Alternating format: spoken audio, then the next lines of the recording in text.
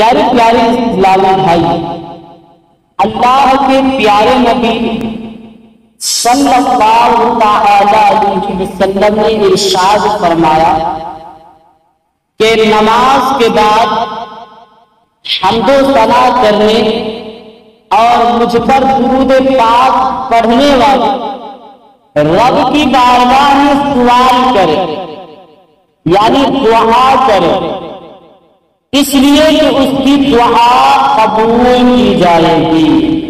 صلو علی الحبیب صلی اللہ تعالی علی محمد صلی اللہ تعالی علیہ وسلم۔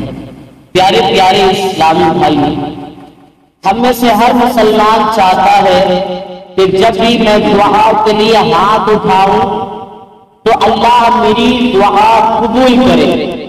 اگرچہ ہم کاروبار کے لیے دعا کر رہے ہوں، اگرچہ گھر بار کے لیے دعا کر رہے ہیں، یا دین ہمارا بہتر ہو جائے یا دنیا بہتر ہو جائے، الغرض کہ ہم کسی بھی جائز مقصد کے لیے دعا کریں تو اللہ دعا ہماری قبول کرے۔ یہ چاہت، یہ خواہش ہر مسلمان کے دل میں ہوتی ہے، اور اس کا یہ بہترین موقع یہ ہے کہ جب نماز پڑھ لے تو پھر اللہ کی تعریف بیان کرے، اللہ کی بڑائی بولے، یعنی یہ کہے کہ اللہ تو بہت بڑا ہے، تجھ سے بڑا کوئی نہیں، تو رحیم ہے، تجھ سے بڑھ کر رحم کرنے والا کوئی نہیں، تو کریم ہے، تو جسے بڑھ کر کوئی کرم نہیں کر سکتا۔ پھر اس کے بعد نبی پاک پر درود پڑھے، پھر دعا کرے، انشاءاللہ ہماری ہر دعائیں رب کی بارگاہ میں شرط قبولیت کا درجہ حاصل کر لے گی۔ صلو علی الحبیب صلی اللہ تعالی علی محمد صلی اللہ تعالی علیہ وسلم۔ پیارے پیارے اسلامی بھائی، اللہ تبارک و تعالی کے پیارے حبیب صلی اللہ تعالی علیہ وسلم کی حدیث پاک ہے کہ ایک مرتبہ حضرت سیدنا عمر فاروق اعظم رضی اللہ تعالی عنہ روتے روتے نبی پاک صلی اللہ تعالی علیہ وسلم کے حجرہ مبارکہ یعنی گھر شریف کے اندر داخل ہو گئے۔ عمر فاروق اعظم رضی اللہ تعالی عنہ کو روتا ہوا دیکھ کر نبی پاک صلی اللہ تعالی علیہ وسلم نے فرمایا کہ اے عمر، کیوں رو رہے ہو؟ کیا گھر میں کوئی بیمار ہے؟ کیا بچی بیمار ہے؟ کیا بیوی بیمار ہے؟ یا کوئی پریشانی ہے؟ اس قدر کیوں رو رہے ہو جیسے کوئی بچہ ماں سے بچھڑنے کے بعد روتا ہے؟ عمر فاروق اعظم رضی اللہ تعالی عنہ فرماتے، یا رسول اللہ صلی اللہ تعالی علیہ وسلم، میں ان میں سے کسی بات پر نہیں رو رہا، یعنی نہ تو میری بیوی بیمار ہے، نہ میرے بچے بیمار ہے، اور نہ ہی مجھے کوئی پریشانی ہے، بلکہ میں اس لیے رو رہا ہوں کہ یا رسول اللہ، آپ کے مبارک گھر کے باہر یعنی دروازے پر ایک صحابی رسول ہے، ایک شخص ہے جو اس قدر کریا گزاری کر رہے ہیں، اس قدر رو رہے ہیں کہ ان کے رونے سے رونا آ رہا ہے۔ اللہ کے پیارے حبیب لبیب، ہم گناہ گاروں کے مریضوں کے طبیب صلی اللہ تعالی علیہ وسلم فرماتے ہیں کہ اے عمر، جاؤ اور بلا کر لاؤ۔ میرے پیارے اسلامی بھائی، آخر یہ صحابی اتنا کیوں رو رہے ہیں؟ نبی پاک صلی اللہ تعالی علیہ وسلم نے طلب کیا، عمر فاروق اعظم رضی اللہ تعالی عنہ بلا کر لائے۔ جب عمر فاروق اعظم رضی اللہ تعالیٰ عنہ نے انہیں بلایا، اور جیسے وہ صحابی وہ شخص نبی پاک کے حجرے میں داخل ہوئے تو اس کے عمر صاحب کے اعظم تو رو ہی رہے تھے، مگر نبی پاک کے آنکھوں میں بھی آنسو آ گیا، نبی پاک بھی رونے لگے۔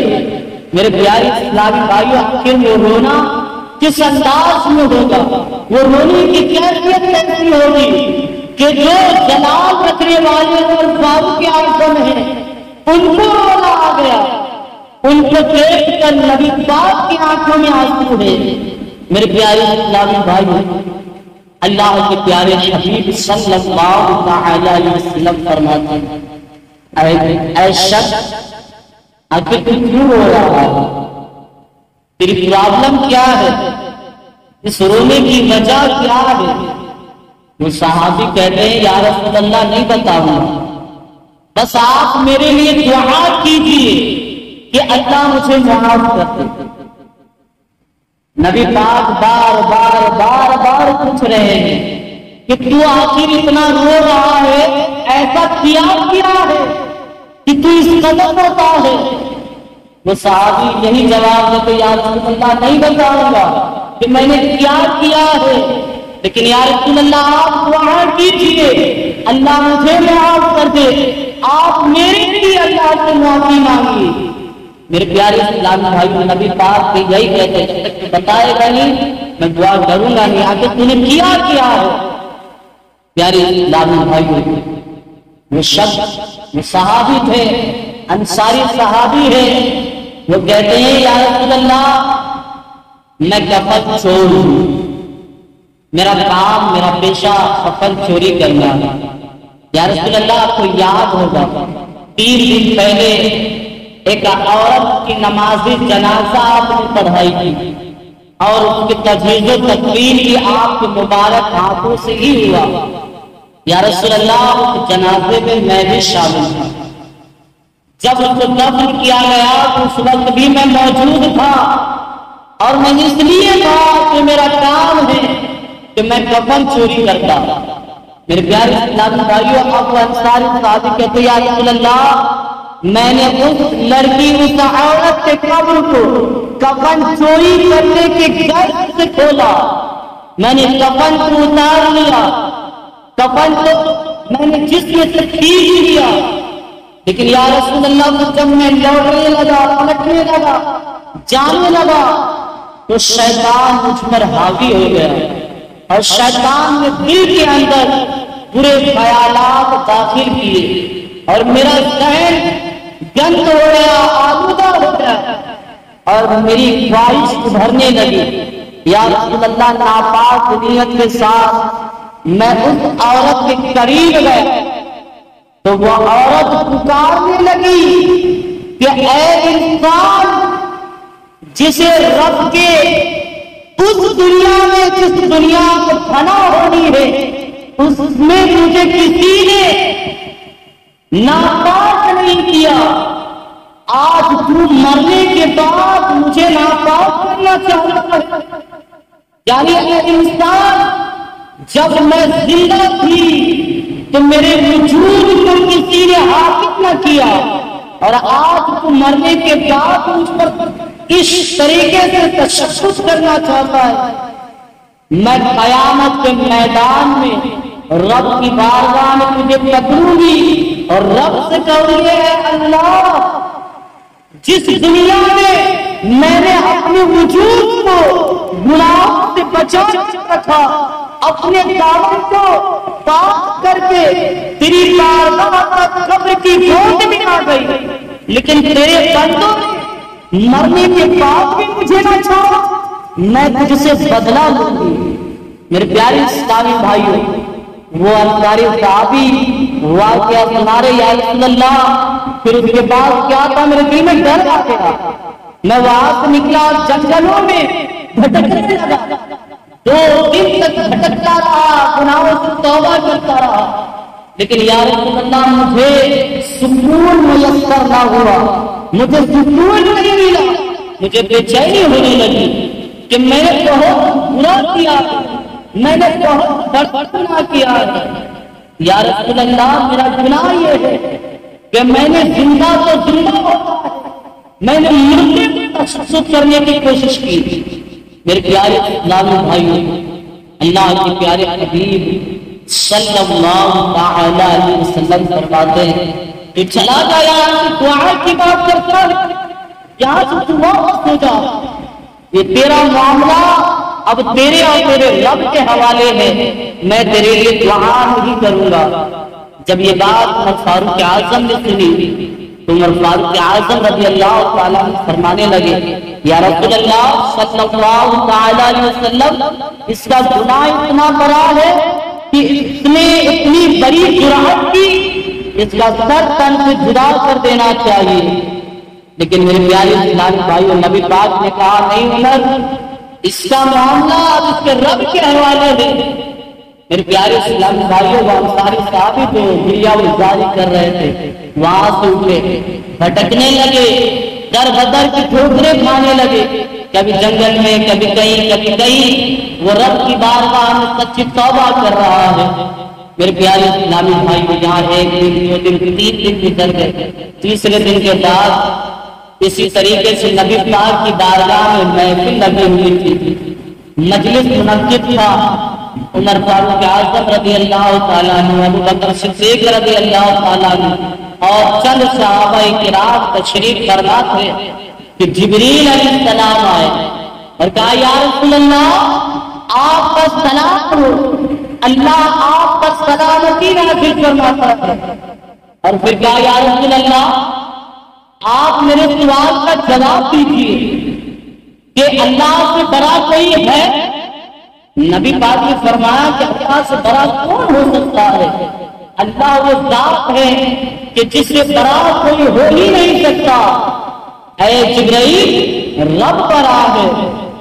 جبرائیل علیہ السلام پھر سوال کرتے یا رسول اللہ اس زمین آسمان کو پیدا کرنے والا کون ہے؟ نبی پاک فرماتے جبرائیل اللہ۔ جبریل علیہ السلام مسلسل سوال کرتے یا رسول اللہ اس کائنات کا نظام چلانے والا کون ہے؟ نبی پاک فرماتے کہ جبریل اللہ چلاتا ہے، مگر یہ ساری باتیں تو مجھ سے کیوں پوچھتا ہے؟ میرا تو رب پر یقین ہے کہ حق حکم رب کا چلتا ہے، رب کے حکم کے بنا تو کوئی شخص اپنی جگہ سے ہل ہی نہیں سکتا۔ میرے پیارے اسلامی بھائیوں، پھر جبریل علیہ السلام کہتے یا رسول اللہ یہ سوال میرا نہیں، یہ سوال رب کرتا ہے کہ اے مصطفیٰ کریم، زمین میں نے بنایا ہے، آسمان میں نے بنایا ہے، یہ سورج، چاند، یہ ستارے، یہ ہوا، یہ پانی، یہ لوگ، حتیٰ کہ ہر شے میں نے وجود میں لایا ہے۔ جو رب گناہگاروں پر اتنی رحمت اور اتنی شفقت کرتا ہے، اس کا محبوب اسے مانوس کیسے کر سکتا ہے؟ یا رسول اللہ اب رب حکم دیتا ہے کہ اللہ نے اسے آسمانوں پر معاف کر دیا ہے، اب آپ بھی اس کو اپنی بارگاہ میں بلائیے اور اسے خوشخبری دیجیے کہ اللہ نے مجھے معاف کر دیا ہے۔ میرے پیارے اسلامی بھائی، اللہ کے پیارے حبیب صلی اللہ علیہ وسلم نے ابو بکر، عمر فاروق اعظم اور چند صحابہ کو ڈیوٹی لگائی کہ کسی بھی طریقے سے اس صحابی انصاری کو ڈھونڈ کر تلاش کر کے میرے پاس لاؤ۔ عمر فاروق اعظم کہتے ہیں کہ ہم سب تلاش کرنے کے لیے نکلے، جو اب تک جس سے ہم مار کھا رہے تھے، دور بھاگ رہے تھے، جسے ابھی ہم درد سے تن جدا کرنے کی باتیں کر رہے تھے، ابھی ہم اسی کی تلاش کرنے جا رہے ہیں۔ اس تلاش کے دوران عمر فاروق اعظم کہتے ہیں میں وہ پہلا شخص ہوں کہ اس انصاری صحابی کو تلاش کرتا ہوں۔ عمر فاروق اعظم فرماتے کہ میں نے دیکھا کہ وہ انصاری صحابی جو نبی پاک کی بارگاہ سے خالی ہاتھ لوٹا تھا، وہ سمندر کے کنارے سجدے میں ہے اور رب کی بارگاہ میں سچی توبہ کرتا ہے، اور وہ کہتا ہے یا اللہ، کیا اس کائنات میں میرے گناہ سے بڑا کوئی گناہ اور کوئی نہیں؟ یا اے اللہ، کیا سب سے بڑا گناہ گار، سب سے بڑا مجرم میں ہی ہوں؟ تو یا رسول اللہ، کے صدقے تو ہر بڑے سے بڑے مجرم کے خطا مٹا دی جاتے ہیں، تو اے اللہ وہ تیرے حبیب کے صدقے میں کیوں نہ آیا؟ یعنی نبی پاک کے صدقے سے میں کیوں نہ بخشا گیا؟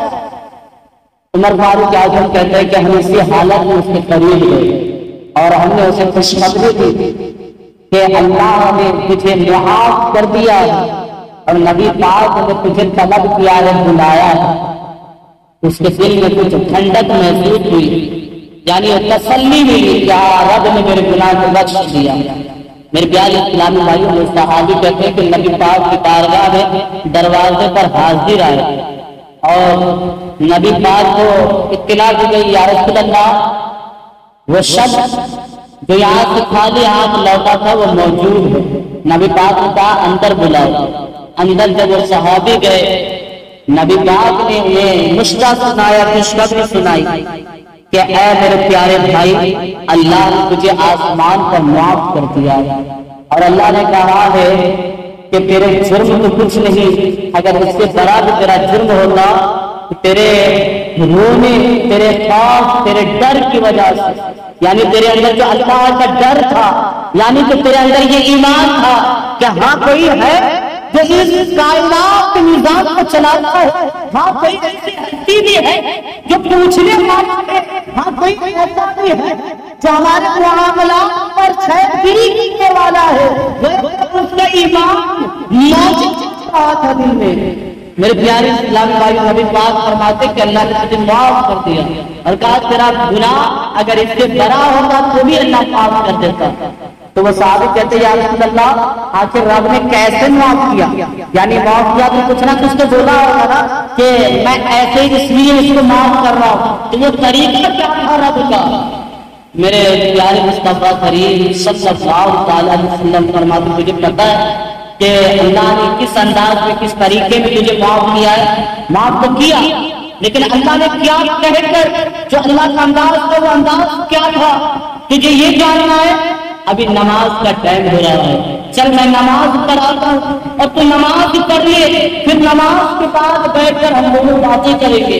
میرے پیارے اسلامی بھائیوں، تاریخ اسلام میں یہ شامل ہے اور موجود ہے کہ وہ صحابی نبی پاک کے پیچھے نماز پڑھ رہے ہیں، عصر کی نماز تھی، چوتھی رکعت کے آخری سجدے میں گئے تو اس صحابی کا انتقال ہو گیا۔ انا للہ و انا الیہ راجعون۔ میرے پیارے اسلامی بھائیوں، کیا موت رہی ہوگی! ایسے موت نصیب والوں کو ہی ملتی ہے۔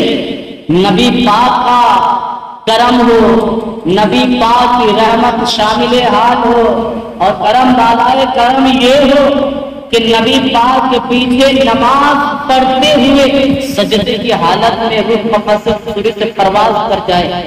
ایسی قسمت سے بڑی قسمت اور کیا ہو سکتی ہے؟ ایسے نصیب سے اچھا نصیب اور کیا ہو سکتا ہے؟ میرے پیارے اسلامی بھائیوں، نبی پاک نے نماز مکمل کی، صحابہ کو حکم دیا تجہیز و تکفین کے لیے اس کو تیار کرو۔ میرے پیارے اسلامی بھائیوں، غسل میت کا سلسلہ ہوا، کفن پہنایا گیا، جنازے کو لے جایا گیا۔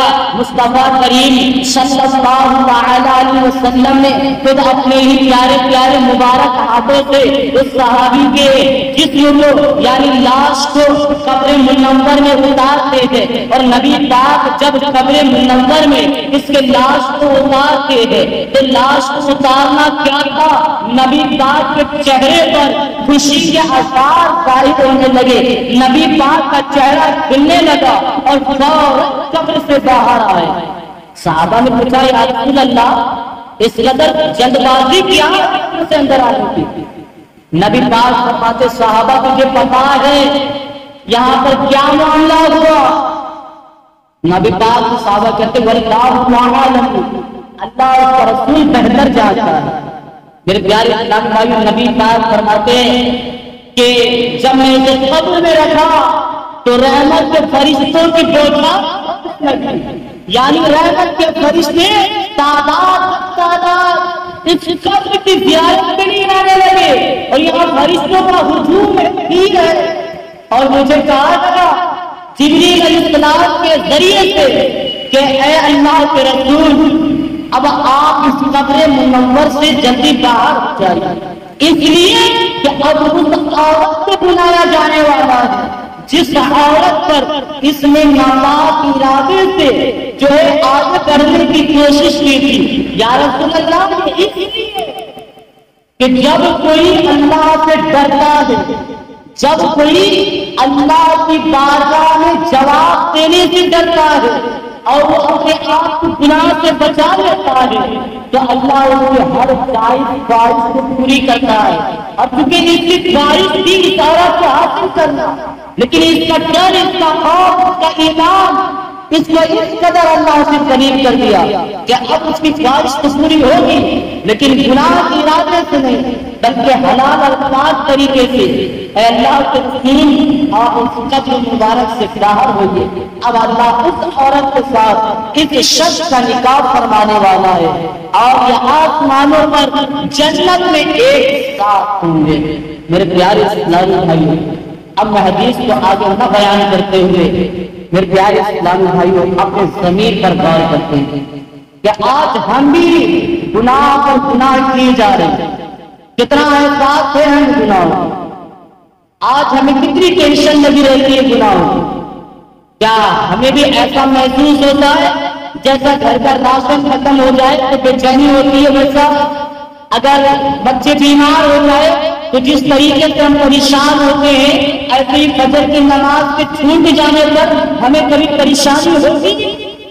میرے پیارے اسلامی بھائیوں، کاروبار میں جھوٹ پر جھوٹ بلکہ لاتعداد جھوٹ، لاتعداد گناہ، نئے طریقے پر گناہ جو ہم کو ہو رہے ہوتے ہیں، کیا اس پر بھی اللہ کا ڈر آیا ہے؟ کیا یاد آیا ہے ابھی کہ ایک دن ایسا بھی آئے گا جس دن ہمیں رب کی بارگاہ میں صرف 1 2 3 4 گناہوں میں نہیں بلکہ زندگی کے ہر لمحے کا جواب دینا ہوگا۔ میرے پیارے اسلامی بھائیوں، کتنا پیارا اور کتنا بلند مرتبہ، بلند رتبہ اس صحابی رسول کو عطا کیا گیا، کس لیے؟ صرف اس لیے کہ اپنے گناہوں پر سچی پکی ندامت ہوئی، اس لیے کہ انہیں دل میں اللہ کا ڈر حقیقی معاملہ تھا، حقیقی معاملے میں اس کے اندر دل تھا، یعنی یہ کہ یہ اللہ سے صرف رسم و رسوم کے طور پہ نہیں، جیسے آج لوگ گناہ کر لیتے ہیں، گالوں پر ہاتھ مارتے کہتے توبہ توبہ استغفر اللہ، اور پھر وہ نیچین ہو جاتے مطمئن ہو پاتے ہیں کہ میں نے توبہ چلی، ایسا توبہ نہیں تھا، اس کا توبہ حقیقی توبہ تھا، وہ واقعی افسوس کر رہا تھا، اس کو ندامت کی شرمندگی تھی کہ میں نے برا کیا ہے، شریعت اسلام میں ان چیزوں سے منع کیا گیا ہے۔ میرے پیارے اسلامی بھائیوں، جس دن ہمیں بھی گناہوں پر ندامت مل گئی، جس دن ہمیں بھی گناہ کرنے کے بعد شرمندگی محسوس ہوئی اور یہ دل کے اندر بات آئی کہ میں نے بہت برا کیا ہے، رب کی بارگاہ میں کیا جواب دوں گا، اور پھر اس پر اپنی سچی توبہ کر دی، تو یقیناً میرے پیارے اسلامی بھائیوں ہمارا پھر مرتبہ آسمانوں کو چھو رہا ہوتا ہے۔ لہذا میرے پیارے اسلامی بھائیوں، ہماری زندگی میں 1 2 4 بلکہ سینکڑوں ہزاروں کی تعداد میں گناہیں للہ اللہ کی بارگاہ میں سچی توبہ کی، وہی رب ہے جو ہمارے گناہوں کو بخش دیتا ہے۔ اگر آج ہم نے توبہ نہیں کی، آج ہمارا گناہوں کا سلسلہ چلتا رہا اور اسی طریقے سے ہماری زندگی کا آخری لمحہ آ گیا، توبہ کیے بغیر موت ہو گئی، تو میرے پیارے اسلامی بھائیوں پھر حسرت ندامت کے سوا آپ کچھ نہیں آئے، پھر تکلیف کے سوا ہاتھ کچھ نہیں آنا ہے۔ ذرا سوچئے، آج ہمارے باپ دادا، ہمارے داداؤں کے دادا اس دنیا میں موجود نہیں ہے، یقیناً کسی سے پوچھا جائے وہ کہاں ہے تو یہی جواب ملے گا ان کا انتقال ہو گیا ہے، وہ قبر میں ہے۔ میرے پیارے اسلامی بھائیوں، اب وہ کس حالت میں ہے اللہ بہتر جانتا ہے، لیکن اگر ہم اپنے ضمیر کو جھنجھوڑنا چاہتے ہیں تو ذرا سوچئے کہ ہمارے باپ داداؤں کو اس دنیا سے گزرے ہوئے کتنے سال ہو گئے ہیں، یقیناً کسی کے تعداد سے زیادہ تو دوسرے بندے سینکڑوں سال ہو گئے ہوں گے، اگر انہوں نے اپنی زندگی میں اللہ اس کے رسول کی اطاعت کی ہوتی تو یقیناً اس کے لیے راحت اور سکون ہوگا، لیکن خدا نہ خواستہ انہوں نے اپنی زندگی میں گناہ کیا ہوگا اور اب تک اس کے گناہ کی سزا مکمل نہ ہوئے ہوں گے تو وہ ہر گھڑی ہر لمحے عذاب جھیل رہے ہیں۔ میرے پیارے اسلامی بھائیوں، کہنا میں یہ چاہتا ہوں زندگی بہت مختصر ہے، بہت چھوٹی ہے، ہم لمحہ لمحہ موت کے قریب ہوتے چلے جا رہے ہیں، ہم قریب ہمیں بھی مرنا ہے۔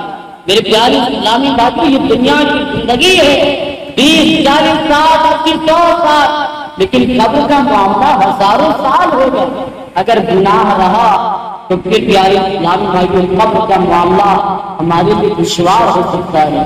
لہٰذا اللہ کی بارگاہ میں ہم سب مل کر سچی توبہ کرتے ہیں اور دعا کرتے ہیں کہ اے اللہ ہمارے ہر گناہ چاہے وہ چھوٹے ہو چاہے وہ بڑے ہو، جان بوجھ کر ہو گئے ہو یا اللہ یا انجانے میں ہوئے ہو، ہر گناہوں کو معاف فرما دے اور اپنی رحمت سے ہمیں اپنے گناہوں پر توبہ نصوحہ نصیب کر دے۔ اللہ رب العزت کی بارگاہ میں اس کی امید پر دعا کیجیے۔